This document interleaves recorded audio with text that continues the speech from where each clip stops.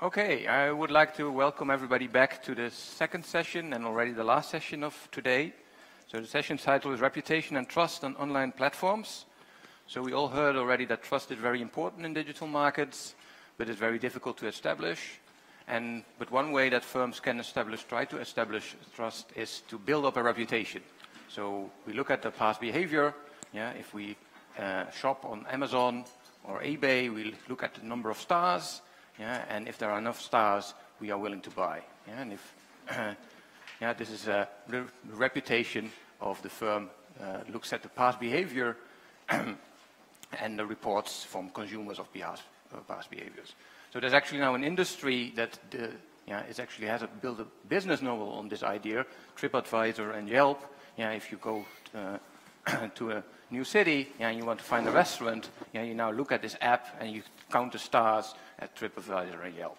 Yeah? And so it's a very interesting question here now that arises, is whether reputation is a good way of building this trust, and if this is a perfect mechanism or not, and what the advantages and disadvantages are. Yeah, so I'm very happy that BCCP managed to invite two experts on these topics here. So now I have to look at my list again. Yeah.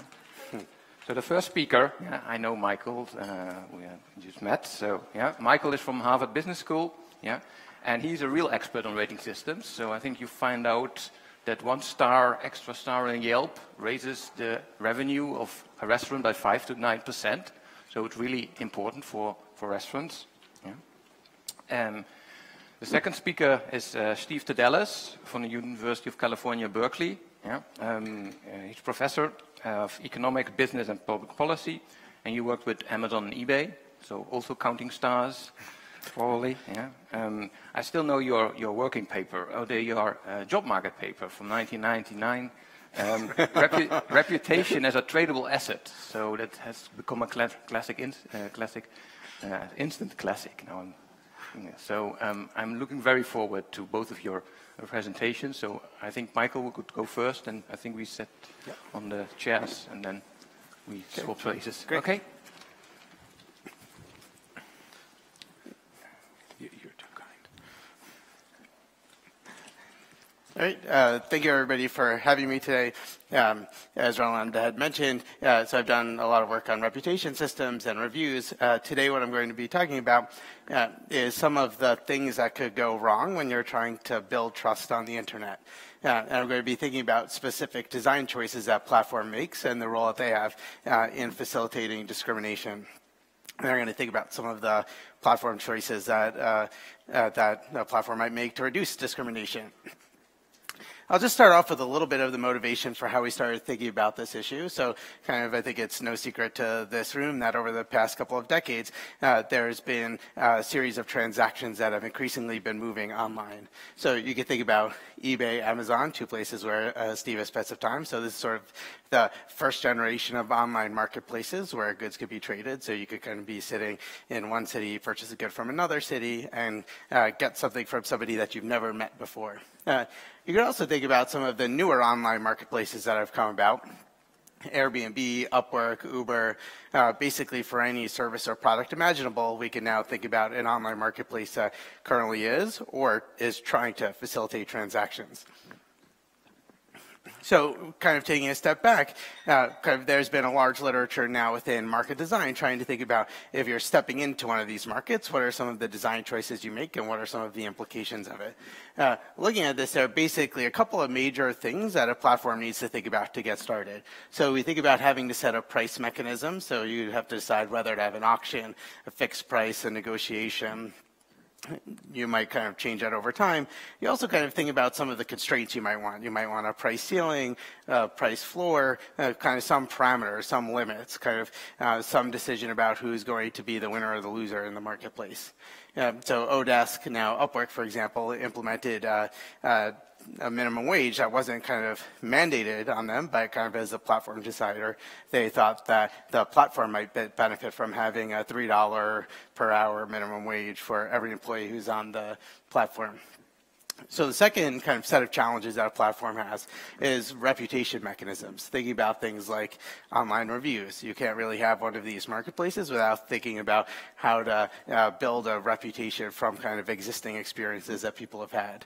Product information, you could tell about like the product you're buying or selling, the place that you're going to be renting out, and more recently kind of thinking about the seller and buyer information. So you kind of go onto Airbnb and you learn not only about the place that you'll be staying, but about the person that you're going to be staying with. And the only thing that I want to take away from this slide is really that there are a lot of choices that platforms are making, and the rules of the market are going to shape the outcomes. And one of the choices that we've been thinking about for a few years now is something that's sort of evolved over time in the internet age, which is the level of anonymity that platforms have had. If we think about some of the early platforms, one of the benefits that people kind of pointed to here is that they created arm's length transactions. So actually going back to the eBay and Amazon that I mentioned up front, kind of part of the beauty is that you don't need to know the person that you're interacting with. This clearly has efficiency benefits, right? So kind of people have grown this literature thinking about how that might reduce prices, improve product variety, and make users better off in terms of market efficiency. But actually, it turns out that people also kind of hypothesize that this is going to have large equity benefits as well. So if we think about kind of stepping into an environment where there's been discrimination for kind of as long as we could remember, by having arm's length transactions, one thing you might be able to do is get rid of the signals that people were using to discriminate against others, and say, okay, now you have a reputation system instead of a person making a live transaction, and that has the potential to reduce discrimination in a market. In fact, kind of there's a nice example by Morten Zettelmeyer in 2003, where at least kind of in the automobile market, where there was widely documented discrimination, they found that there was less discrimination when transactions initiated online. And they sort of hypothesized, and others kind of picked up on this line, that we were going to enter this age where there was going to be less discrimination as a result of the internet. But anybody who's sort of followed the internet since then also knows that things have changed quite a bit in recent years. So this cartoon got referenced earlier. So in 1993, the New Yorker had this cartoon that said, on the internet, nobody knows you're a dog. The kind of working hypothesis here was that you could kind of do whatever you want and nobody was going to know who you are. And that was sort of the feature that got rid of some of the discrimination in the internet. Actually, things changed so much, and this you didn't mention, is that the New Yorker actually commissioned a second cartoon a couple of years ago, and the cartoon just said, remember when on the internet nobody knew who you were? And when we think about moving from eBay to Airbnb, this is basically the difference that we're talking about. The context that I'm going to be thinking about for today's talk is the platform Airbnb. So Airbnb, for anyone who hasn't used it, is a short-term rental marketplace. Think about it as having about 4 million active listings. So just to give some sense of whether it's big or small, Marriott, if you kind of pick up all the things that Marriott owns, has about roughly 1.2 million rooms that are available. Last year, Airbnb had about $2.6 billion in revenue, and in markets like New York, this is kind of an increasing share of total short-term rentals that are available. And there's a small literature coming up kind of showing that this has had led to less revenue in the hotel industry. So thinking about Airbnb and kind of how putting this new type of marketplace into existence where markets already preceded it, we can think about it as follows. There's kind of hosts, and hosts do a lot of what a hotel has done historically. So they post a room or apartment. They could rent out the entire property or just a room within your place. In Berlin, it recently changed kind of what was allowed to be rented. They set a price, and they do something that's a little bit different, or at least do it differently than you have in kind of other markets for hotels, which is that they kind of accept or reject a guest. So if I'm an Airbnb host, I get your invitation, I decide whether or not I want you to be able to stay at my place, and then I tell you whether or not you could stay there. That's different from Expedia, where they just sort of list availability, and if you kind of have a credit card and there's listed availability, you could make the transaction. Sure, they could go and try to cancel you, but it's a lot more complicated than it would be on Airbnb. Guests do what guests have always done, which is they search for a room or apartment. And then we have this third player, which you could think about as a market designer. You could think about as a choice architect if you're a behavioral economist, as kind of the centralized person that's making a bunch of design choices, such as kind of how to frame privacy or kind of how to set the distribution of prices, like what parameters to allow. The thing that I want to be thinking about in the background is that Airbnb, as the market designer, makes a lot of choices that are going to shape the transactions on the platform. So, for example, if you're searching for an Airbnb, this is a dated picture. I'll come back to it with an updated one later. What you would see is you kind of do a search. This is in Paris. You see the listing. What looks a little bit different from Expedia is you also see the person that you're going to be renting from. You see some reviews. That's kind of the review ecosystem. And you see most of the places are sort of listed with just a price, and some have this lightning bolt. So this lightning bolt means that they're trying to make their listing look like Expedia in the sense that if it has listed availability, you could just instant book without kind of interacting with the host. And the thing that we were thinking about a couple of years ago now was suppose that you're a regulator, or suppose that you're a researcher, and you want to know that whether there's discrimination on Airbnb. You sort of have a hunch this might be happening when you look at the design of the platform. But kind of at the time, Airbnb was disagreeing. This is kind of a message that we got from a guest who thought that they had been discriminated against on Airbnb. And Airbnb representative sent them a message saying, I can assure you that the incidents where you've been declined by hosts has absolutely nothing to do with your race or ethnicity. So it was kind of clear at the time, I think, that Airbnb didn't want to try to figure out whether or not there's discrimination on the platform. The thing we're thinking about is, can you, kind of as this external party, identify discrimination on the platform and then think about ways that you might go about reducing it? Ben Edelman, Dan Swirsky, and I ran this experiment where we randomly drew 6,400 properties with listed availability 8 weeks out on Airbnb. And we sent the same message using kind of a methodology that people have used in labor market audit studies, which is we vary the name that was being sent. So we thought about names that were kind of statistically more likely to be somebody who's African American or statistically more likely to be somebody who's white. And then we looked at the difference in acceptance rates across the two groups. Again, this is a weekend 2 months away. We kind of pre-tested some of these messages to get something that was ecologically valid on the platform and had kind of acceptance rates that were in line with what kind of Airbnb-wide acceptance rates were at the time. And then what we did is we tracked yes, no, or maybe. We tracked host and listing characteristics, and we tracked whether the room ultimately filled. Basically, here's an overview of what we found in the study. We found that guests with distinctively African-American names are accepted about 16% less often than those with distinctively white names. I found out this was persistent across a whole different bunch of dimensions, which we didn't necessarily expect coming in. We found that black and white hosts both seem to be discriminating. Experienced and new hosts both seem to be discriminating. Discrimination occurred both in shared and separate properties, expensive and cheap properties. And then we kind of emerged in census data and found that both in diverse and homogeneous neighborhoods, there was discrimination. It's kind of the point where you really start to get depressed when you're doing the analysis. And so kind of to give an idea of the types of results we looked at, here's just kind of the yes rate for our white guests and our African-American guests, but just kind of plotted out across the prices of the places that we were applying to. So kind of you may be able to cut somewhere, and if you kind of pick the right point, you may think there was a hint of differential discrimination across it, but kind of to a first approximation, there's a lot of discrimination at all parts of the distribution. Some of the other findings that we started thinking about as a basis for a discussion about what one could do about this is that a host who rejects has about a 35% chance of finding another guest. So we knew this because we followed the listings to see if it ultimately got booked at the end, which kind of is a very coarse way to estimate this, but gives you some sense that there's real money at stake. So kind of at the average price of a place, this is about a $60 revenue loss for a host who's discriminating.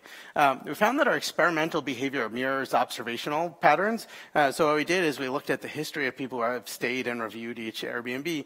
And what we found is that most of the discrimination was driven by hosts who had never had an African-American guest before. So about 2/3 or more of the discrimination seems to go away when the host has had even a single African-American guest in the past. So this tells us a couple of things. One, it tells us that we're picking on kind of a wider phenomenon rather than just something driven by the design of our study. But two, it also tells us kind of, economists, I think, sometimes will point to statistical discrimination and inferences one might make. But it tells us that if people are making inferences about guests, it's not something that they're learning based on bad experiences that they're having on Airbnb. It just sort of suggests that they've got stereotypes that they're porting in from somewhere in the world and bringing that into Airbnb and using that when kind of deciding who to accept or reject. Here, as context, thinking about is this a lot or a little discrimination, you could run the same study that we ran and run on Priceline or Orbitz, and you would basically see no discrimination because there's no kind of scope for discrimination in the way that those platforms are designed. But as a marketplace, Airbnb is making a bunch of decisions about how to build trust. So they're sort of saying, and actually they've changed this over time, they're saying we want people to be able to reject someone if they don't feel comfortable. In fact, kind of the impetus for making it so easy for a host to reject somebody came from an earlier experience where some hosts had complained that they had guests that they didn't like. So Airbnb had gone from having a large penalty for people who were rejecting guests in terms of search order to having no penalty. And over time, they've sort of experimented with what the right point there is, but kind of this is just one of the many choices that they're making about that. They're deciding what information to give, when and how to present it. So kind of after this study, we had a series of conversations at Airbnb. We were contacted by some policymakers. We talked with Airbnb guests who had been discriminated against and tried to think about what are some of the choices that Airbnb might do differently. So Airbnb ultimately put together a task force to think about what design choices they can make. We could all think of one. You could just kind of get rid of pictures and just make it a lot more like Expedia. But you could also think about saying, oh, we don't want to change the platform like that. Instead, we want to make a series of smaller choices, perhaps informed by market design principles or behavioral economics principles that may chip away at discrimination. So essentially, they decided to go that route. Just kind of a thought experiment that we won't go over now, but just you could think about, suppose that you're on the task force, what are some of the things that you might want to do if you're kind of making their changes? So we kind of went through an exercise like this. We wrote an HBR article and NBR IPE article where we started thinking about what some of the choices a platform might make, so you could kind of control the information flow and salience. Again, kind of when do you show someone a picture, how salient do you make the picture, how much information do you want someone to have? Clearly, more information might build trust at some level, but it may be the wrong sort of trust, the sort of trust where somebody's using that information not to learn something, but to kind of just choose to discriminate against somebody. You could further automate transactions, more kind of instant booking type features. You can make discrimination policies more salient or write new ones. Or you can improve other components of the reputation system so that it doesn't feel like you need this picture to sort of feel like you could trust the person who's going to rent your place. There are also a bunch of policy solutions. So there's enforcement of existing policies. Clearly, kind of discrimination is not allowed, at least by some of the hosts in some of the contexts on Airbnb. So you could imagine doing more audits to get out the discriminating hosts. But there's a second piece that I think kind of has been in the background for a lot of today, which is that you could think that you might want more enforcement of the platform itself. To some extent, if you think that Airbnb is in the best position to change this, then Airbnb kind of as a platform should have some liability in fixing this.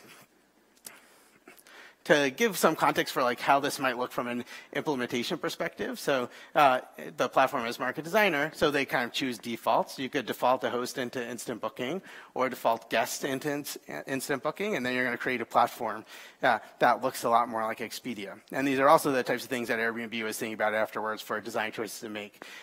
Salience of images, remove the host pictures from the main listing page. You might shrink pictures. You might have timely reminders. It's just kind of a handful of many things if you were to kind of construct a portfolio of changes that the platform can make to hopefully kind of still have efficient transactions but reduce discrimination that's happening.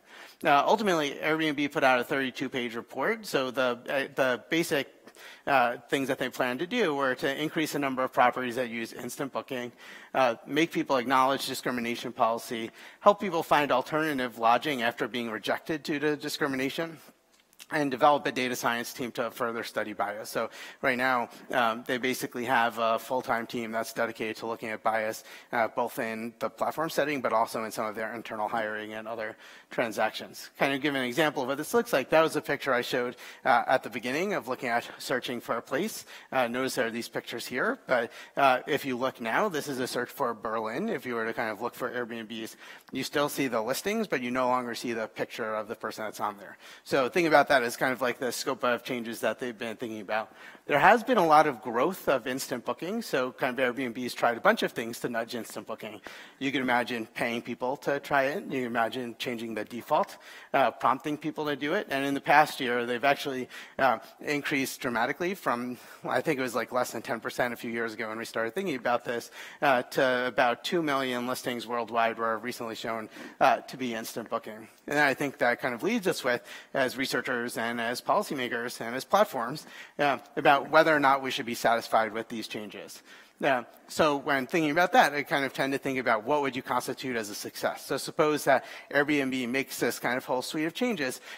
What would you kind of be happy with if you were to rerun the same audit study and see a different level of discrimination? Essentially, kind of Airbnb is trading off, okay, we may have some decline in satisfaction. In some cases, you may have increase in satisfaction, but you also may have a reduction in discrimination. So for instance, if half of the discrimination is gone, but then they didn't really kind of have to pay any costs in terms of extra transaction costs on the platform. Should we be satisfied or dissatisfied? I think that's kind of the types of decision that everybody who's thinking about this issue has to kind of think about. Now, since then, there's been a bunch of ongoing policy and legal efforts. So in April 2017, California made an announcement. The Department of Fair Employment and Housing reached an agreement with Airbnb to make it easier for users to file discrimination complaints. So kind of somebody who thinks they've been discriminated against no longer has to worry about whether or not Airbnb is just going to say, oh, that shouldn't be a big deal for you. They also made it easier to perform testing, so kind of similar to the experiment we ran to do their own audit studies when they think someone's discriminating, and that Airbnb will continue to have new anti-discrimination policies and new bias training. There's also been a continuing body of research around this. People have continued testing for discrimination in different settings and kind of largely found it where they've looked, against same-sex couples in Dublin, against Middle Eastern guests in Sydney, against guests with disabilities, including blindness and cerebral palsy. And I think pretty much everybody who's thought that there's a disfavored group in an area has found that that group has had a tougher time finding an Airbnb. This kind of leaves scope for change, both kind of on the part of policymakers. So marketplaces have tremendous power. They have kind of the power to shape the efficiency and the equity of transactions. So far, platforms have called many of the shots. Kind of, I think that's something that's been hinted at throughout the day, which is that the platform has been the one deciding how efficient or equitable a transaction should be. But it's also clear that the incentives may or may not be aligned with policy goals, and in some situations, you might want to see changes that kind of a platform acting alone wouldn't necessarily want to make. So policymakers could play a larger role in creating the right incentives for platforms through dialogue with the platforms, through regulation, through enforcement.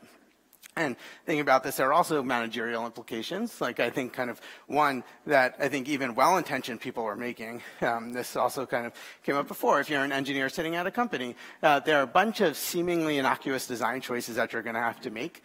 And they may have unintended consequences. So kind of to think about reputation systems as maximizing the value of the reputation system, but also kind of minimizing some of these unintended consequences that come up. Kind of capturing the right set of variables to understand not only what could go right, kind of user growth and all that kind of stuff, but also what could go wrong, in this case discrimination, and kind of designing with that in mind. And I just kind of close with a lesson from symphony orchestras. So there's a paper that I remember reading as a grad student that showed that kind of that symphony orchestras have gotten a lot more diverse over time. They used to be male-dominated, and over time have become a lot more mixed. And this paper had shown by Claudia Golden and Celia Rouse that one of the big changes was kind of a subtle change that they had done in the way that auditions were done.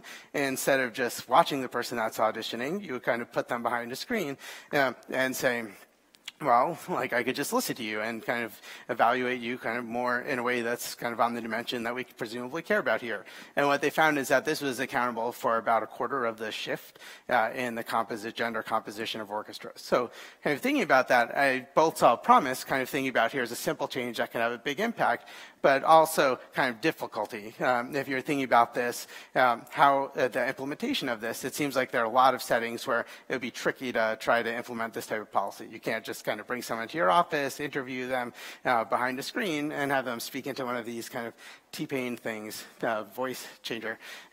But what I think the digital age does is provides a bunch of new opportunities for platforms to think about exactly where you do and don't want to have a screen when people are making decisions. So I'll just stop there, and thank you.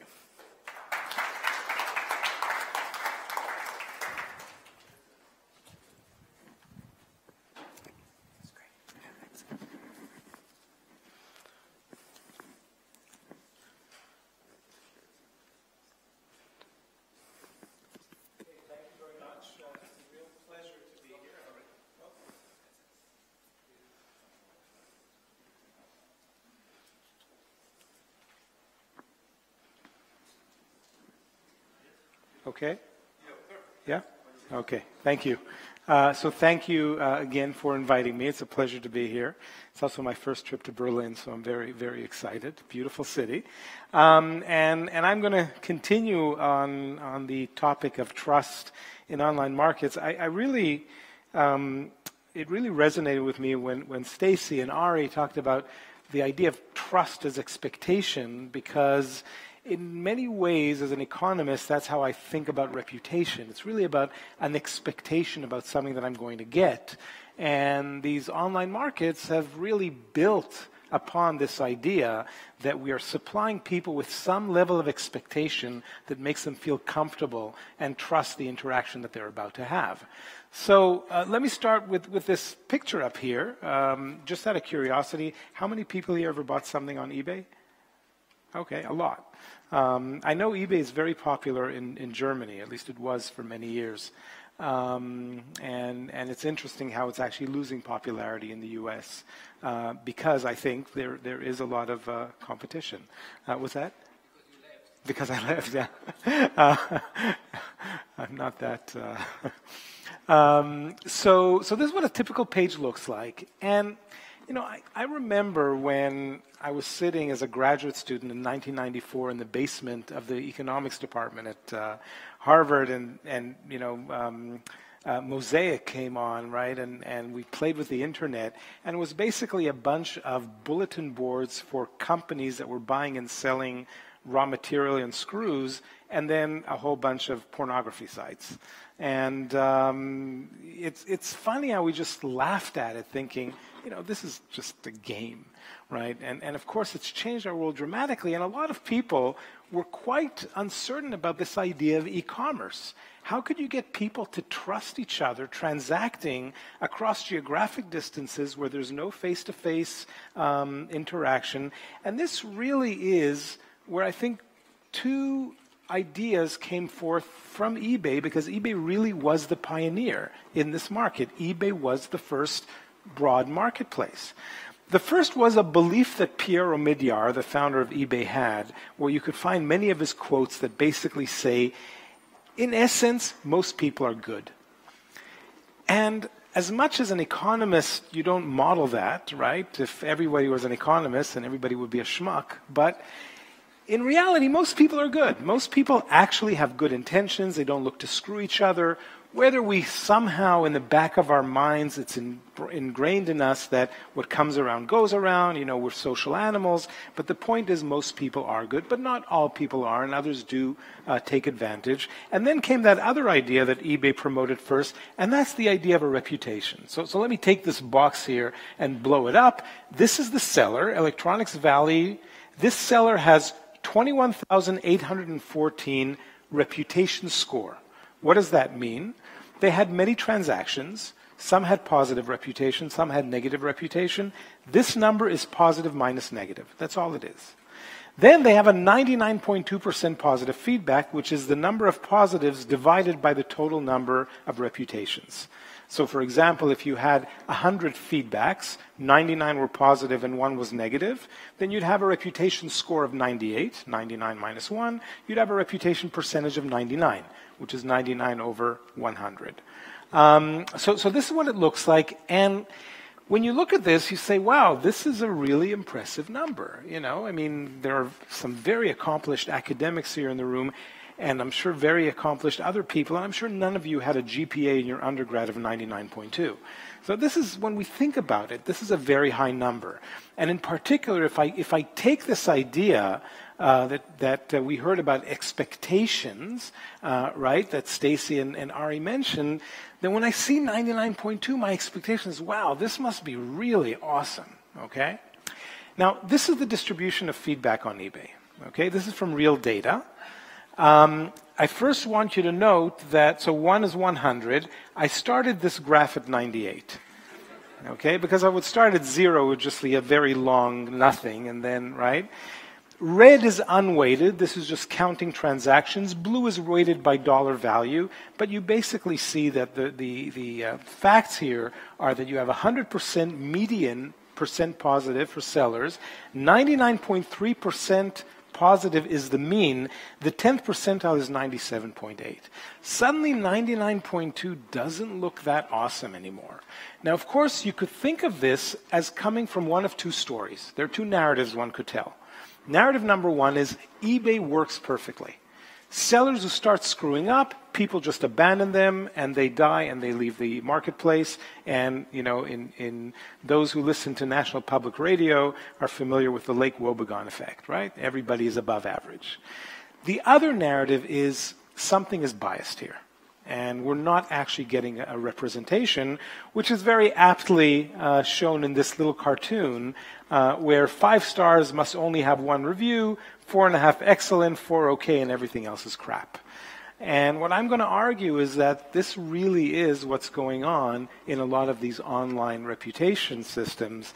And there's been repeated studies that looked at Odesk or Upwork that Mike mentioned, at Airbnb, that there really is this extreme form of grade inflation. So I'm going to state that when we think of these markets and marketplaces and the role of reputation in providing trust and offering people the right expectations, the economics of it has 3 problems that I want to emphasize now. One is the grade inflation that I'm going to talk about a little more, and that at least that picture suggests may be an issue. The second is just the public good problem. So why are people leaving feedback? So here's some, again, anecdotes, facts that I found interesting at eBay. When eBay started, and up into maybe 10 years ago, roughly 80 to 85% of people left feedback after a transaction. Now, again, as an economist who believes in the selfish Homo economicus model, that's a mystery. Why would you spend 20 seconds leaving feedback when you don't get anything out of it? It's just some public good. Over the years, it's declined. So 2.5 years ago, which was the last time that I was involved with eBay and had access to the data, it was down to about 60%, but that's still pretty high. But in principle, there is a bit of a public goods problem, and the question is, how could we create more reliable feedback? Another problem is something I'll call the cold start problem. And this might be thought of as reputation as a barrier to entry. So for example, if Mike is a seller on eBay or any other site, and they've garnished a good amount of reputation, now if I come in as a new seller and I don't have any reputation, you might not be willing to try me out. And now suddenly Mike has market power. So how do we provide new sellers a way to build a reputation and create that kind of feedback? And in particular, I'm going to address the question, like, how are marketplaces going to address these 3 problems using ideas from economics? And Glenn, in passing, mentioned something about Al Roth. I will give him a little credit for saying that I really do believe in, and this is something that Al wrote some 15 years ago, 16 years ago, in a paper where he says market designers cannot work only with the simple conceptual models. For those who are familiar with these very abstract and caricature-like stylized models of economics, instead market design calls for an engineering approach. And I'm really going to push an agenda that I really do believe in. It's interesting. Maybe it's the counterbalance of something that Ari said earlier of how engineers should be educated in more than just engineering. And I think economists, or at least a subset of them, should be educated as engineers. How do you actually take economics and build systems that could implement ideas from economics in ways that help the outcome of these markets? And in particular, there are three directions that marketplaces could move. One that I'm not going to talk about, I've done a little bit of work on, is certification, where a marketplace actually says, this seller should be trusted more than others. So marketplaces will give you things like a trusted seller on eBay, or a superhost on Airbnb, or I forget what the term is on Upwork, about like a super employee. So that's one thing. Another thing could be a paternalistic approach, where in fact the marketplace is using algorithms and data in order to match you with sellers without you necessarily even knowing what that matching algorithm is, which might go against some of the grain that Tracy and Ari and some others have talked about. But I would argue that actually this kind of internal regulation aligns marketplace incentives with social incentives, because in the long run, it's in the marketplace's interest to be a successful, social welfare maximizing marketplace, because entry is possible, and not only possible, likely, if they're not doing a good job. I just recently heard advertisements for a new online site that I actually wanted to check out, Mercati or something in the US, that is trying to take the place of eBay's used stuff. Jet.com is a great example of a company that sprung up about 4 or 5 years ago. Within a year, they gained $750 million in venture capital, and then they were bought up by Walmart, and now they're becoming a very fierce competitor, driving the engine of Walmart.com vis-a-vis Amazon. So I'm not going to talk about areas like Facebook and Google and Bing, where I just haven't studied them enough to make a statement. Do they have market power? Do they not have market power? I do believe that in retail and marketplaces, this idea of market power is very weak, and that entry is actually quite possible, and the proof is in the pudding. And last, I'm going to talk about creating markets for reputation, where people could actually buy reputation as a signaling mechanism based on some recent research that I've done with data from Taobao. So let me jump into one idea that we've played with when I was at eBay a few years ago, and that's the following very simple observation. So we see this great inflation. It looks pretty extreme. And one question is, why do we have this kind of great inflation? And there are several stories, one of which, for example, was Retaliation. And there's a nice paper by Gary Bolton and Axel Ockenfels and Ben Greiner, who actually looked at the fact that the data really shows that there was retaliation. If a buyer left negative feedback for a seller, the seller would immediately leave negative feedback for the buyer. And of course, we could even question, why should you leave feedback on a buyer? All they do is click pay now, and their job is done, right? So that two-sided reputation might not even be necessary, unlike, say, Airbnb, where there really is a double moral hazard problem. You could hold me up by not leaving the apartment clean or not leaving me the keys. I could hold you up by, making your apartment dirty or breaking something. So we got to the idea that people who might be not satisfied might actually choose not to leave feedback at all. You even had some articles that were very interesting. For example, someone in the UK was sued for leaving negative feedback for a purchase they made. Now, of course, that's a frivolous lawsuit, but the point is that person had to deal with it. They had to hire a lawyer. That's a pain in the ass. And if I read that article, I'm thinking, I'm not leaving negative feedback because I don't want to risk this. Or a student at Colorado State University bought a bicycle, left negative feedback for the seller. The seller called him because he had his number and address, because that's how these things are recorded. And the seller left him a voicemail saying, "Don't play games with me. I'll follow you to your grave." You read that article, you think, I ain't leaving negative feedback. So we had this simple idea that silence is a combination of two things. On one hand, it's people like me who are selfish economists. I buy an item, I don't leave feedback, unless I'm really, really pissed. and other people who actually would have left negative feedback, but they choose not to because they don't want to deal with all this ex post hassle. That means that silence includes in it negative information. So now, how about creating a new metric? Let's call it effective percent positive, where we're going to divide the percent positive by the number of transactions. So just to give you an idea, take two sellers A and B. Imagine they both have 99 positives and 1 negative. Currently on eBay, they will both have a percent positive of 99 and a score of 98. However, if A had 20 silence and B had 50 silence, then the effective percent positive of A is going to be 99 divided by 120, or 82.5%, and for B it's going to be 99 divided by 150, or 66%. And that's quite a big difference. Now, we could take the data from eBay and look at the exact distribution of this effective percent positive. Remember the hockey stick of the percent positive. Well, this is what effective percent positive looks like. Suddenly it looks like there's signal in the noise.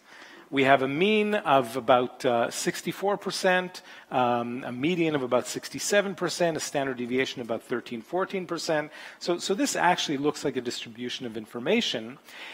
And then we were able, using internal eBay data, to show that buyers who bought items from sellers who were in the upper part of the distribution were more likely to return to eBay than people who bought from sellers who were further down in the distribution. In other words, using voting with your feet as a measure of how happy you were on your experience, we're able to confirm that this indeed measures the quality of the transaction. We then went a step further and implemented an experiment in the following way, and this is what I mean by a paternalistic approach of the platform actually doing something to try to protect the buyers. When you go to eBay and you type, say, Apple MacBook, you're going to get a search results page. This order is determined by an algorithm in eBay. Just like any other website, when you run a query, you're getting an order of items that are supposed to be relevant for you. Now, this order is going to include things like how much they think this product is what you're looking for, and it could also include things like how safe they think the transaction is going to be, in particular, measures of seller reputation. What we did is we injected this measure of effective percent positive to muck around with this ranking. Now, we weren't able to muck around with it a lot because the business side said, hey, we've been perfecting this algorithm for conversion. Now you want to muck around with relevance. Well, what we showed is that a little bit of mucking around hardly did anything to relevance, but actually improved the return rate of customers. Again, proving that the platform could use hidden signals in the data in order to rank and create matches between buyers and sellers to improve the welfare of buyers and have them come back. As a footnote, I'd add that, these platforms could even take a step further if they could do personalization of search in the following way. Let's imagine that Mike is a new buyer on eBay. As a new buyer on eBay, that first experience is probably really going to matter. So maybe for that first experience, we really want to promote very trusted sellers, okay? Now, on the other hand, Roland here, he bought 100 times on eBay. He knows the site. If he's going to have one bad experience, it's not going to be the end of the world because he had all these other experiences. Maybe we'll show him items that we think are more relevant from less trusting sellers because we think he could handle that, right? And that way we could create matches that are specific. You could even think of a way of designing the reputation or the ranking that is based on different people offering different types of reputation. For example, imagine that I only leave positive reputation. Every time, positive, positive, positive. Not very discriminating. Tommaso, on the other hand, 10% of the time leaves negatives.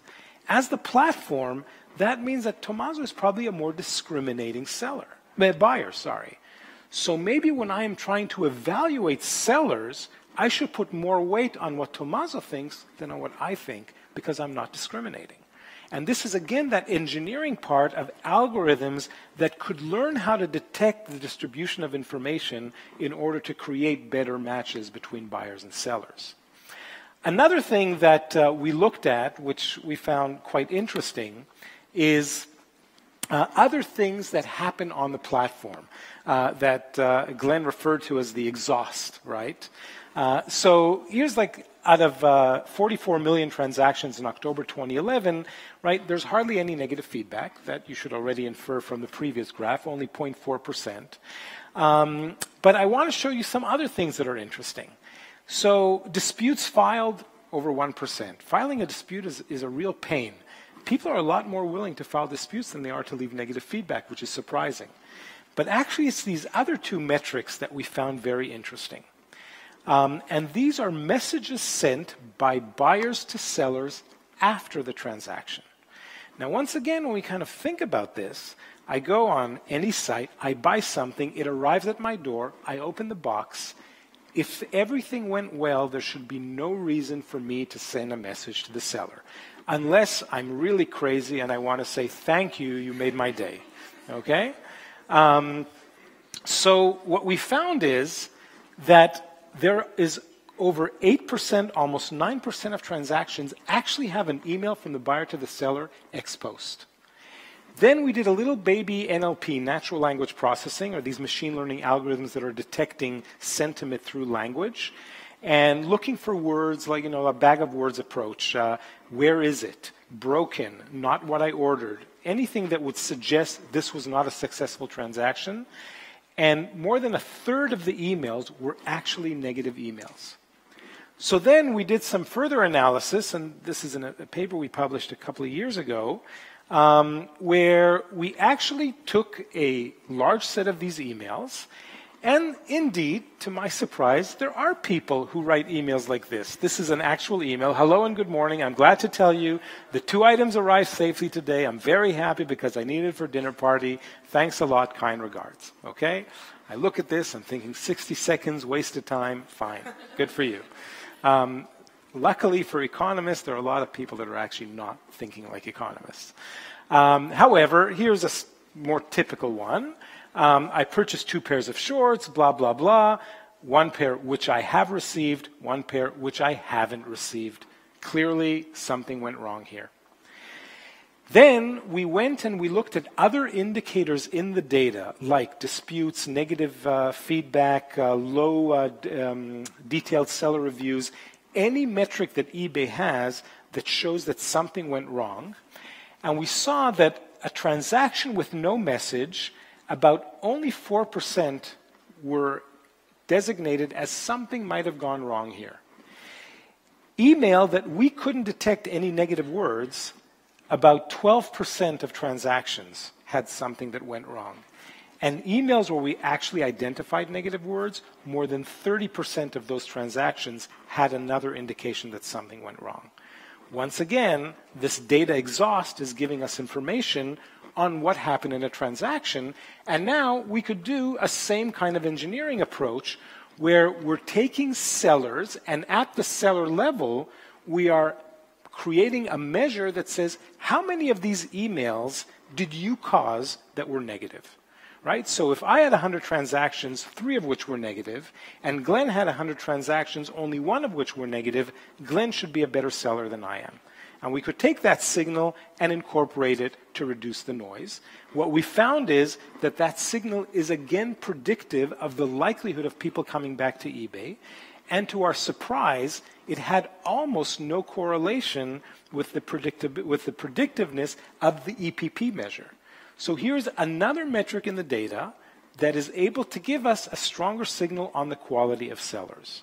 So it could be that on eBay, these are the right metrics. On Airbnb, there might be other metrics in messaging or something else, which again makes this an economics meets engineering problem where using these algorithms, using predictive modeling, and using these ideas of detecting signals from the noise, we could better rank sellers and create a better marketplace experience, which is in the benefit of consumers and in the benefit of the marketplace for their long-run growth.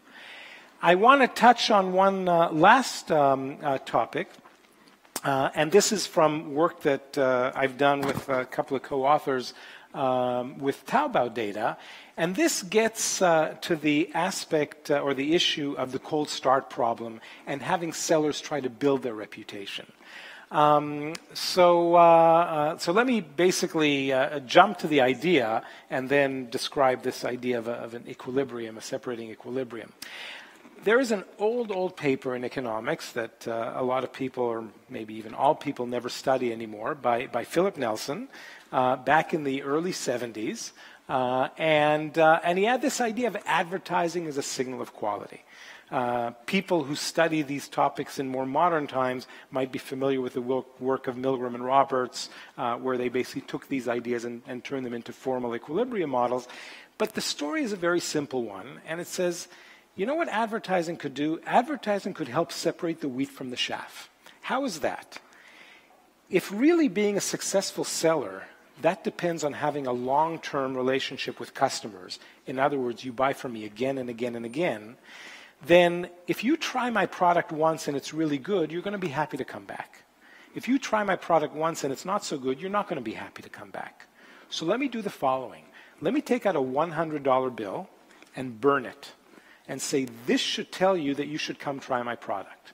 Why? Because I'm only making $10 every time you buy from me. And if you don't come back to me again and again and again, I just lost $100 and I gained 10 and you're not going to come back, so I lost money. Whereas if I have a good product, you will want to come back to me. Therefore, only if I have a good product am I willing to go and burn money and tell you that I have a good product by burning money. And someone who doesn't have a good product will not be willing to do that same exercise. And that's kind of an interesting and powerful argument, which many of you, I'm sure, are familiar with the Nobel Prize-winning work of Spence, signaling in the labor market. Well, this is basically a very similar idea, just not as well known. And and basically the conclusion is that you could create a market in this missing market for information that helps alleviate this market failure of asymmetric information. Now, it turns out that a similar thing could happen in online marketplaces if you actually let people buy feedback. What's the intuition here? Imagine that you have two types of sellers. Sellers who offer good quality and sellers who don't. Well, what if I do the following and I say, hey, I'm willing to pay you for feedback, but here's what I'm committing. I'm not going to condition the payment on the actual positive or negative aspect of the feedback, only if your feedback is informative. So if it's positive or negative, but informative, you will still get paid. If I could commit to that, then if I'm a good seller, it's in my interest to commit to that because I will pay you for leaving feedback, and if you're honest, you're going to leave positive feedback. If I'm a crappy seller, I don't want to do this because more likely than not, you're going to want to leave me negative feedback. So this market for feedback could separate the wheat from the chaff and also solve the cold start problem. Because if I am a new seller without a history, I could use this mechanism to build initial feedback, after which I'm already all set in the marketplace. And this is actually, a mechanism that Taobao implemented a few years ago in March 2012, and we were able to get data from this period. And basically, let me say two important things. The way Taobao implemented precisely follows that idea that the payment for the feedback is not conditional on whether it's positive or negative, but only if it actually says something informative. How is that done? Taobao was the one who mediated the payment of reputation of feedback. In other words, what they did is they said, if you're a seller and you want to use this, you're going to put money in an escrow account. We're going to have a natural language algorithm that monitors the feedback that people leave, and if they leave feedback that seems like it has information, that's going to determine if they get paid, not if it's positive, negative, or neutral. And after they implemented it, we could indeed test these hypotheses that sellers who offer these rebates for feedback are indeed higher quality, that choosing a rebate for feedback increases an item sale, and a few other things that I'll just jump over. This is, what it looks like. It's all Chinese to me. But here's some just simple facts from the data that I could share with you. So first of all, this is the number of Chinese characters in feedback. Well, surprise, surprise, to be more informative, you need to leave more characters. So what you see in the gray are the number of feedbacks with these many characters when there is a rebate for feedback. The black is without a rebate for feedback. And you see that roughly at around 13, 14 is when the weight switches from black to gray, meaning that indeed you have this first order shift in the number of characters that people are leaving for those with a rebate for feedback. The second thing is we see that sales are a lot higher with a rebate for feedback. Mind you, one could say, well, a rebate for feedback is like a discount, so of course it's going to increase sales.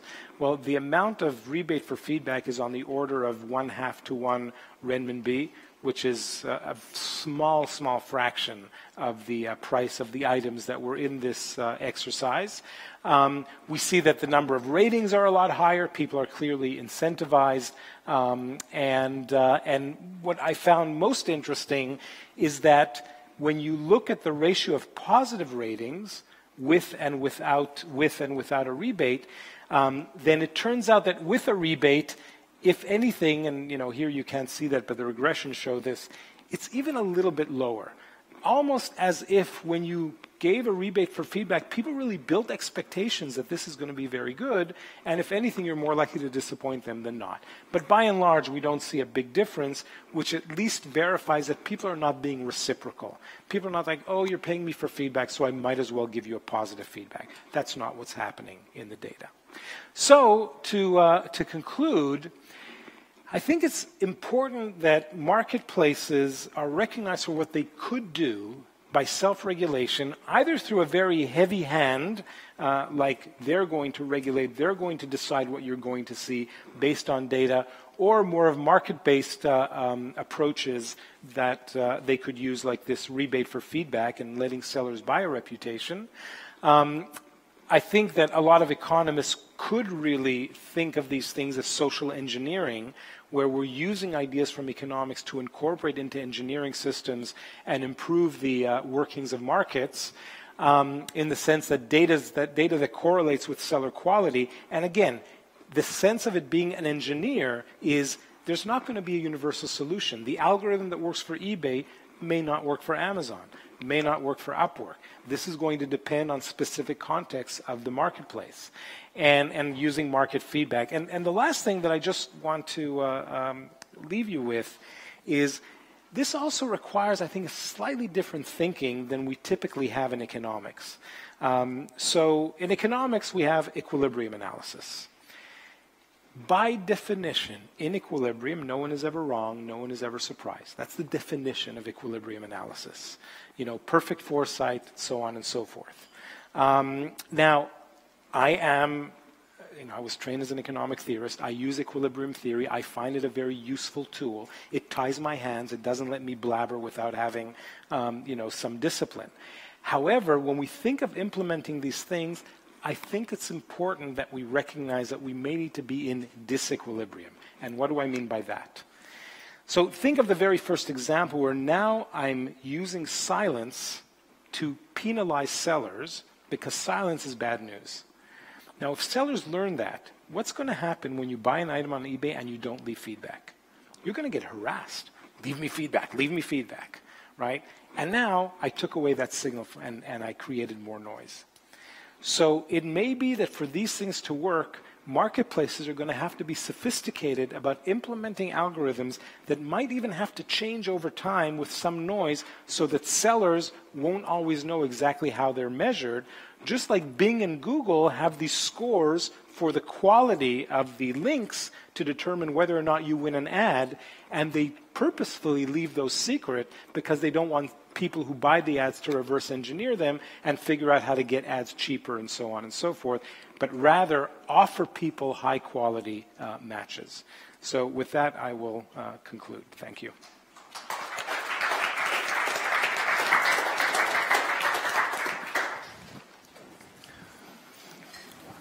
Okay, thank you so much for two very inspiring talks. So, Mike, I never thought about discrimination in Airbnb. So, and you raised, I think, a very interesting and important point. So when you talk to Airbnb, didn't they respond, well, it's not us, it's the users.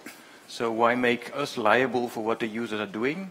Was there anything like that, or? So I think kind of the reaction evolved over time. So after the paper, so I've been in touch with a few people there. There, I think, were mixed views internally on how much the platform should try to do to address the problem. There are some people, I think, kind of, who are genuinely interested in reducing discrimination on the platform. At the same time, I think kind of they had concerns that a lot of platforms have, which is kind of how difficult is this going to be? How much friction is this going to cause? Is this going to shrink the marketplace? So for instance, I think kind of while we've done a good job at kind of creating a team and testing some of the ideas that we talked about for reducing discrimination, you'll notice that kind of they haven't been very transparent about what the effect of these are. And I think kind of from their view, there's no kind of winning situation where they are transparent unless kind of their feet are held to the fire to be more transparent about how much progress they've actually made. Okay.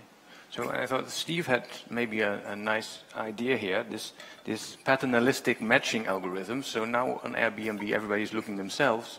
So could you do something like being a little paternalistic also in matching people rather than, would that be an idea? Yeah. So I think there's a little bit of a spirit in that, in the idea of having instant booking. I think kind of views are mixed on whether or not that's a sufficient solution. On the one hand, you could identify the discriminators and say, okay, well, we're just not going to send any disfavored populations your way.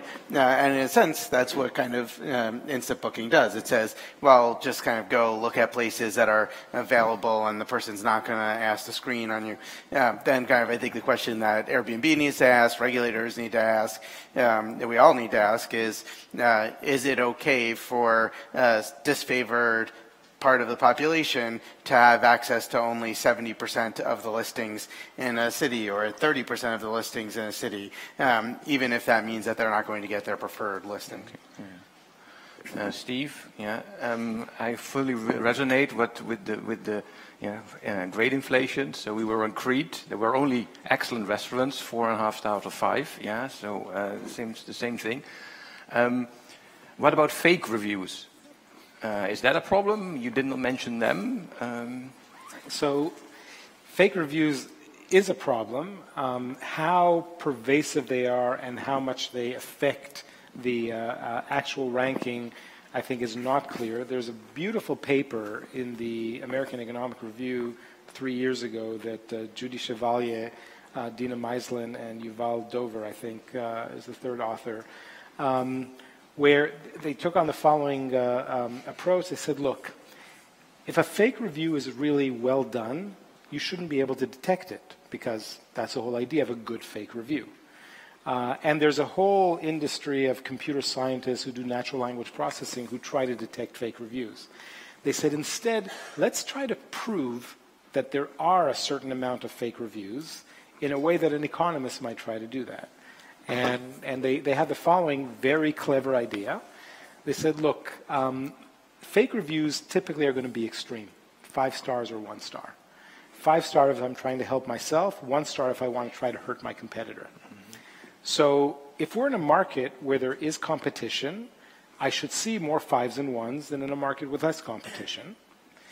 But now, if I could vary the costs of leaving fake reviews, then if the cost of leaving a fake review is higher, I should see less fake reviews. If it's lower, I should see more fake reviews. And here's where they took advantage of 2 different designs, one on, I think it was Expedia and TripAdvisor.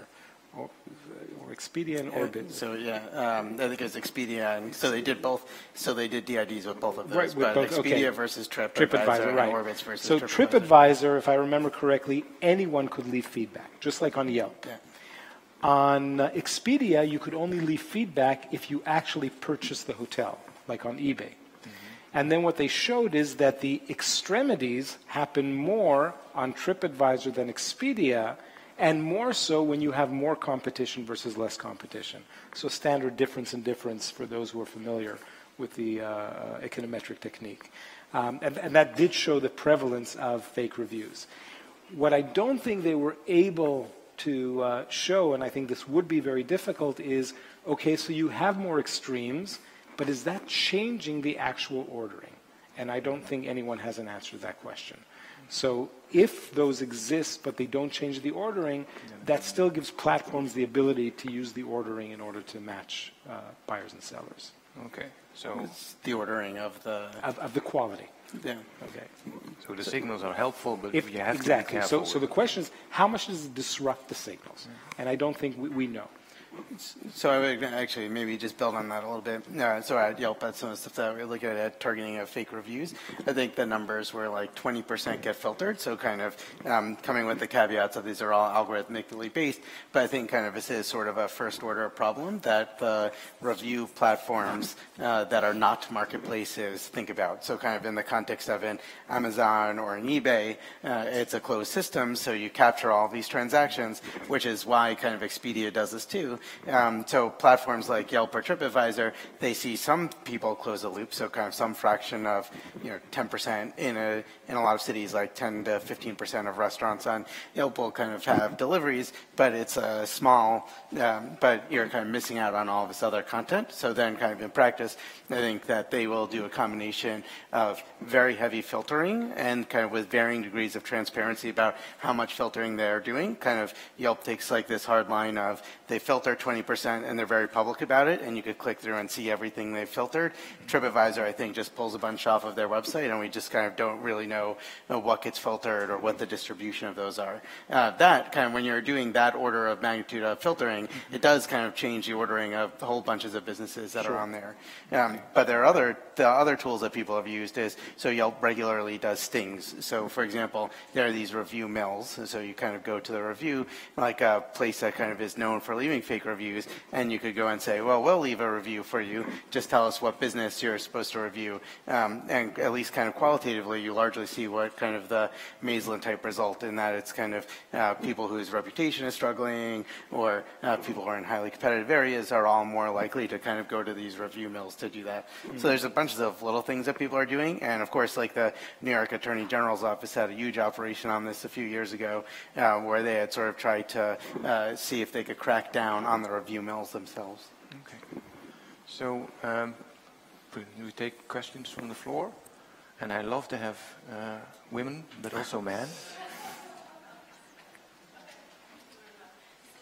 But for those very insightful presentations, my name is Maya Adener, and I have questions, comments to both of them. So the first one maybe goes to Steve. You were talking about this idea of, making people give feedback, and it looks like, you can kind of buy feedback from people.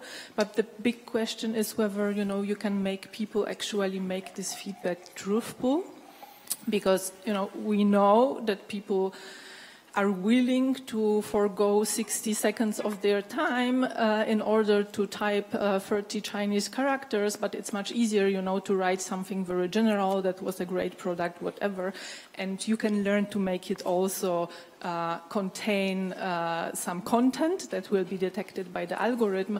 But thinking about, maybe I like this product, but those are, the negative sides. This is what costs you much more effort. And as thinking as economists, of course, I suppose that most of people won't give like really, really informative feedback. And then the other question, comment, which goes to Michael, who told a lot about this discrimination on Airbnb. I was thinking about whether, first of all, Airbnb is not like a normal hotel that, has not to discriminate.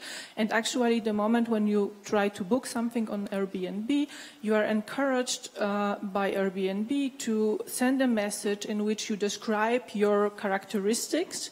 And the idea is basically that whoever rents you a room, and probably maybe he is already in the apartment, he is looking for somebody who is like him. Or, somebody who, in the end, is like him. So probably maybe also a white person from whom he might expect he behaves in a very similar way. Well, the experiment that you did, I don't know the details of the paper, but it looked for me that probably it was very short message without any large content. And I saw already that the overall acceptance rate looked to be very, very low. So Is it the case? So I think it was around 50%. So maybe, you know, so there are like two questions in that. So the first is maybe we can accept a little bit of discrimination because it's like, you know, built into the system, and the other goes more into the direction of your experiment, which is, you know, maybe you are looking not on the right margin, or, you know, studying not in the right way, the question. Okay, thank you for. So a couple of things. Thanks for your comment and question. First, in the analysis that we did, we worried that we're going to see the paid feedback tilted towards positive, and if anything, it was the opposite. It was slightly tilted towards negative, as if people set expectations and at the margin were slightly disappointed. So that really made me feel quite confident that we are getting a pretty decent signal. The other answer, which as an economist I'm less satisfied with, but truthfully I do believe in, and that is the Piero Midyar statement, that most people are honest, which, you know, again, it's kind of surprising, but I guess it's part of the social contract. So I think that by and large, the signal that we're getting is quite accurate. Steve's view of humanity has increased greatly over yes. time. Yeah. So, yeah, thanks for the question. These are very interesting. So basically, a couple of things. So we cared a lot about the validity of our results. So kind of in the pilot phase, one thing we did is we did kind of testing of different messages, and the 50% basically matches the 50% site-wide acceptance rate that Airbnb has. So they kind of have public statistics about the metric. So it's something we thought beforehand. It's also something kind of we thought about afterwards. And we did a couple of things, kind of testing of different names. But the other thing I would point to is the cross-validation. So if you think that kind of this is just some quirk of the messages that we were seeing, then you wouldn't expect it to cross-validate that well against the observational data. So the fact that we saw discriminated, concentrated among people who never had an African-American guest suggests that we were sort of picking up something that was more platform-wide, like kind of a more general thing than just kind of, oh, we pick it up here, but nobody's actually doing this in practice. In terms of the implications, it's kind of a decision I think kind of platforms need to make, regulators need to make, users need to make about kind of what the goal of a platform should be, which is why we don't kind of get too much into it in the paper. There's some legal literature around how liable the platform is. There is existing regulation for users.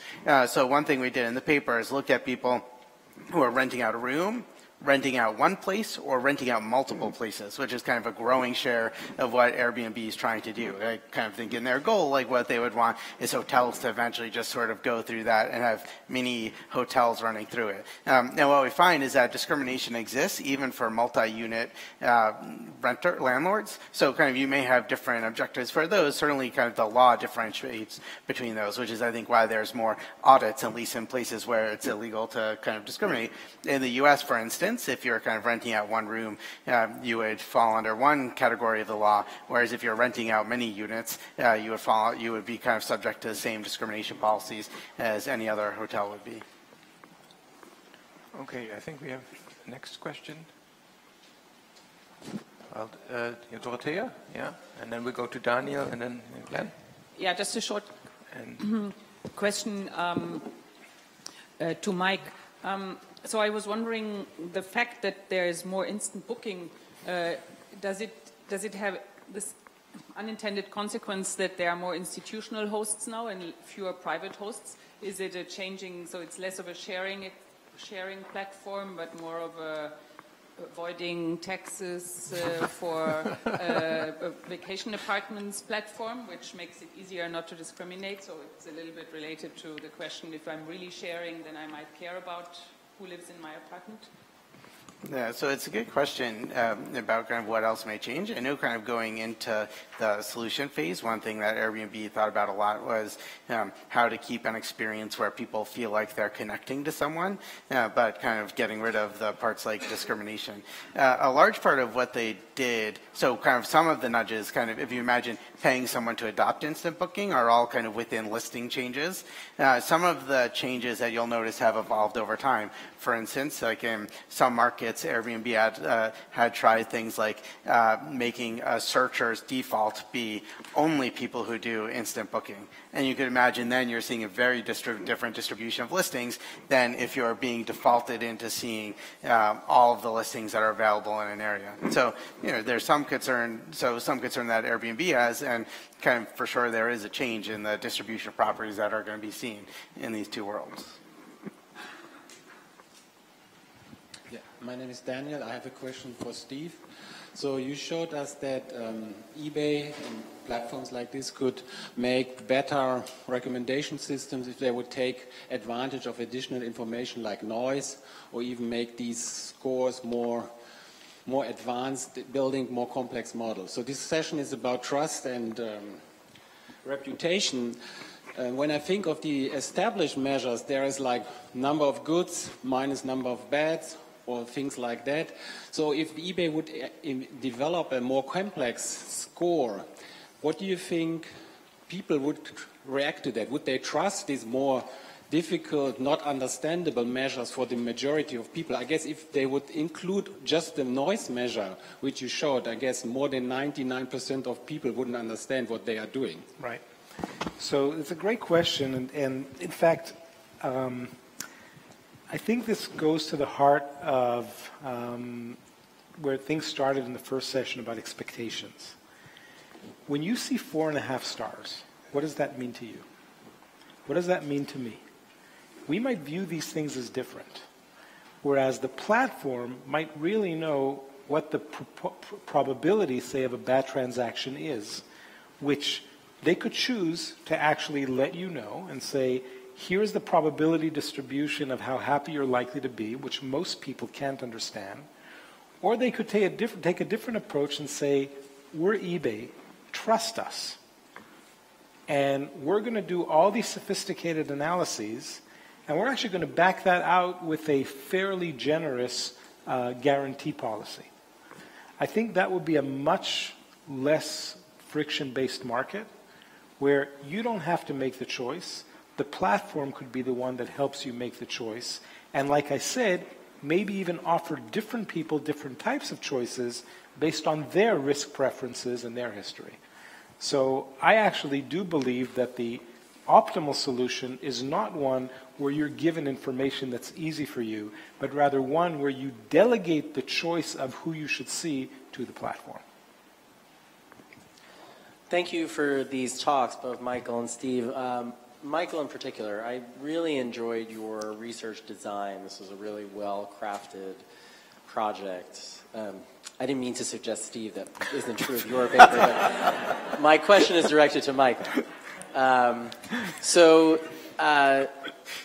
In terms of the website building trust and the role of law, for example, in that,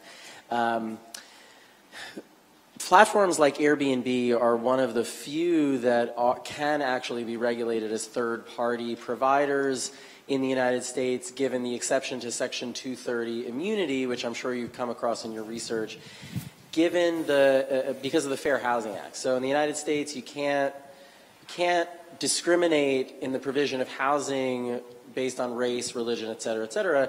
And even though we also have this law that immunizes websites from the bad actions of the third parties on their platform, when it comes to at least providing roommates or finding roommates or renting apartments or renting rooms, there's exceptions to that immunity, especially if the website is the one that's forcing you to make the choice, or the website allows you to make the choice, like do you only want to rent to white people, or et cetera, something like that. So I'm wondering, I don't think this was in your design, but I'm wondering if you feel, based on the information that you got, based on the data that you got, is if the platform tells users that you can't ask this question, here's the section of the Fair Housing Act or something that says you can't, or we don't let you ask this question because we could be liable or something like that, if that would affect user trust in the platform, or if that would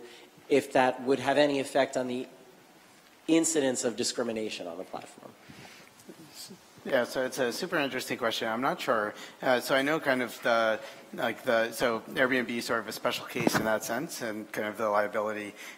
There's like a case law on that kind of so there's a Craigslist case where people were allowed to discriminate on the platform, and Craigslist wasn't liable, but kind of a roommates.com case where they had stuck this button where you put your preferences, and that wasn't allowable. In the case of Airbnb, it's an interesting one because one of the things they did afterwards is they did sort of revamp their anti-discrimination policies, and they sent everybody on the message that said, Airbnb, so nobody on Airbnb is allowed to discriminate. We're going to kick you off of Airbnb if you try to discriminate. So they used a lot of that. So some people left, like a small number of people left the platform afterwards saying they didn't want to sign that.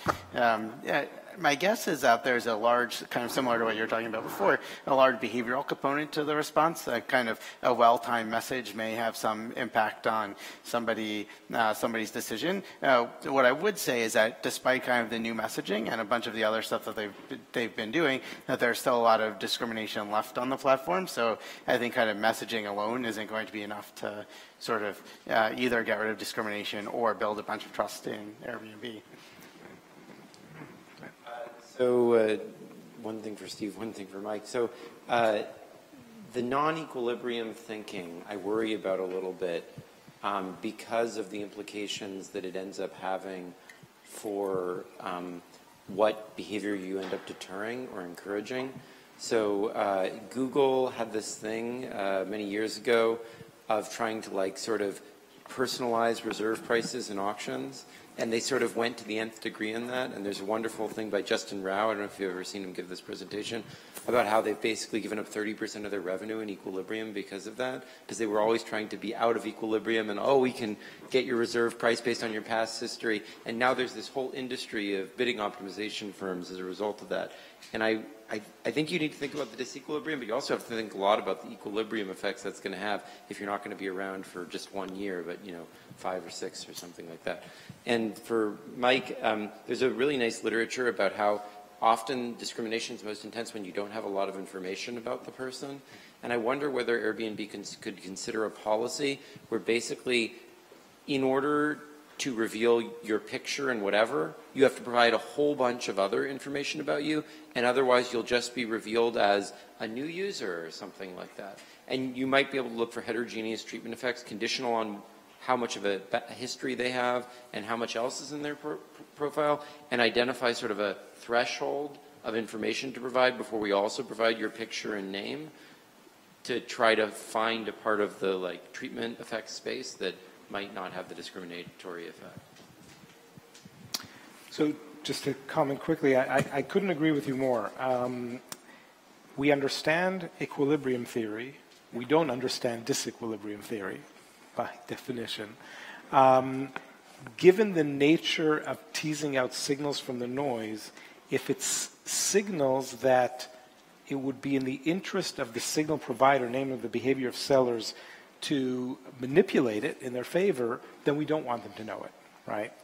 And I think it is slightly different from the case of bidding, where you really do have a valuation, or at least one would hope they have a valuation, and they're trying to maximize their expected utility or expected profits, versus I'm trying to maximize my manipulation of clients who are buying from me to make them think that I'm good, but I'm not that good. I think these are different applications. But I don't have an answer to that because precisely I don't understand disequilibrium. I know that we will have to hide certain things from the market participants because otherwise we're giving away the signal from the noise. Yeah, I think it's very interesting. I think you can imagine teasing out other pieces of the discrimination space. It's less clear kind of how aligned with, say, Airbnb's interests, not to say that it shouldn't be. But I think kind of one of the barriers that we ran into afterwards in kind of proposing changes is that they were sort of very wedded to keeping pictures at lots of stages. So kind of beyond the small change of taking it from the main search page, they kind of weren't that open to things that would kind of remove pictures or names from early stages of interactions. Hi, I have a question to Steve. You say that silence is negative feedback. In Germany, we have a platform with a different approach, which is called Kleiderkreisel. It's like eBay. It's a platform where you can buy and sell second-hand clothes. And the platform gives the seller a positive feedback, 5 stars if the buyer don't leave a feedback. What do you think about it? So, by the way, I heard they choose the way because they want to avoid the cold start problem. Mm-hmm. Yeah. So it's not clear that it solves the cold start problem in the sense that if someone really has 0, who is the first purchaser, right? So, but I could see how it goes in that direction. I guess a lot depends on what are the barriers or the costs of leaving a negative feedback. So when I started working at eBay, one of the first things I asked them is, why isn't feedback anonymous? Because if it is anonymous, then that retaliation or any kind of negative response from a seller would just not be there. And anonymity would potentially solve this problem of not being willing to leave negative feedback. The answer was not a crazy one. They said, look, it's important for us that the sellers know who left them negative feedback so they could match a feedback to a transaction and learn from what they did, which now means that you have one instrument that has 2 objectives, giving information to future buyers and giving information to the seller. And I would argue that to give good information to future buyers is in conflict with giving good information to the seller. So if, for example, on that platform it's completely anonymous, I think that is not a bad idea. If it's not anonymous, I think it is a bad idea. So I have a lot of questions. This is so much fun. Every time somebody asks a question, it makes me think of another one, but I'll limit myself. Although I did want to respond, a former FTC economist wrote an article a couple of years ago called No News is Bad News. And it was playing on the no news is good news idea. And in a way it was saying that when there's no news, should consumers be skeptical, right? Should they be more skeptical than they actually usually are? And suggesting that skepticism would be healthy when there's not a lot of feedback. But my questions are this. So first for Mike. So it seems to me like some of the trust building mechanisms that we think of as, that I think of as a consumer protection lawyer can maybe conflict with some of these anti-discrimination imperatives. And given that consumers do put a lot of faith in ratings and reviews, not absolute faith, they're skeptical to some degree, but they take them pretty seriously. I wonder if and they also do really like pictures. I wonder if there are other ways that platforms like Airbnb can sort of combat sort of the potential for discrimination. And so I'm just wondering if you explored with them, are there penalties if you don't accept a certain number of potential bookers? Like what if you're, what if you only take maybe 1 out of every 5 guests who tries to take a booking? I'm just wondering how you can maybe not interfere with some of the trust building mechanisms, but yet still enact a strong anti-discrimination policy. So it's just a thought I had listening to you. And then, should I go for Steve and then, okay. And then I guess, I think the idea that we certainly know as consumer protection practitioners is that consumers really don't leave feedback. We operate a complaint system, we get millions of complaints, but there are hundreds of millions of consumers, and we know that the complaints are just a tip of the iceberg. So, it strikes me that the problem is not just on platforms, but the problem is a broader platform. I also wanted to comment on what some of the negatives might be. You mentioned the possibility of a consumer getting sued. And That's actually one place that we've actually brought some cases against businesses who tried to put what we call gag clauses in. So some online businesses, since we're talking about consumer trust online, they actually had clauses in their contracts that said, by opening up this product, you agree not to leave a negative review. So we sued this company, and it was one of the few times when our Congress actually took note, and they passed something that they call the Consumer Review Fairness Act, which essentially makes it unlawful for an online business to say you can't leave feedback. Yeah. So that's just a little way of changing the incentives through policy.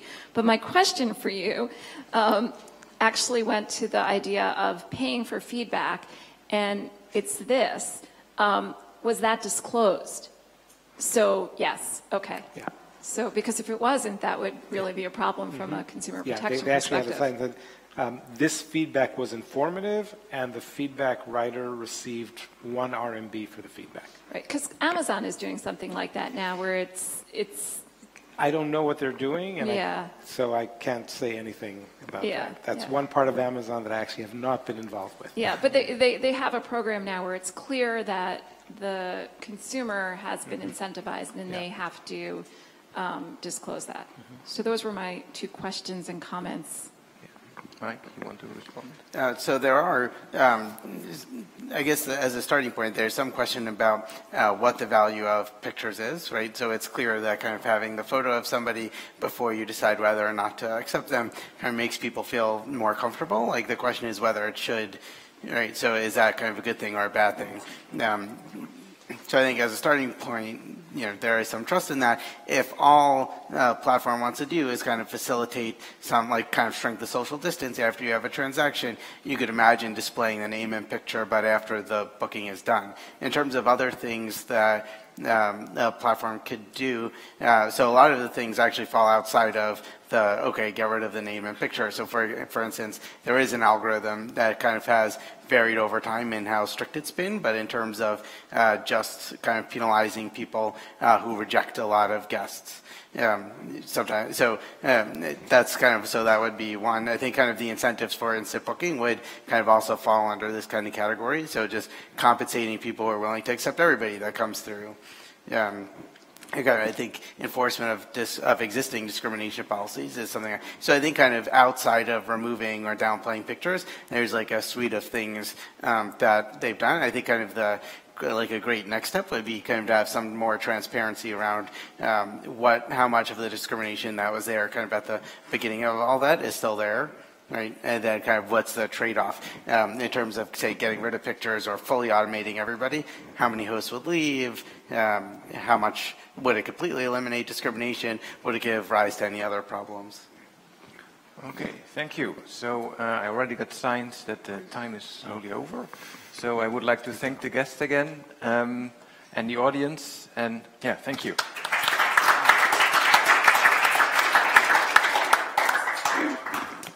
The impression of these inspiring and to some extent provocative discussions today, I'd like to briefly close. So I think we've had a great conference about a topic which will keep us busy for some time. Actually, many topics which will keep us busy. And so this event wouldn't have been possible without all the people involved. So I'd like to briefly thank the panelists, the great set of panelists we had today, the moderators who agreed to kindly chair the sessions. Also, again, I'd like to thank the Leibniz Association for letting us use their room. And importantly, I'd like to thank the organization team at DIW, mostly Sibylle Kremser, Christiane Czech, and Katharina Gericke, and our graduate students in the room today who tweeted, handed around the microphones, etc. So now I hope you'll get to enjoy a little bit of Berlin and the sun today. And so thank you for coming.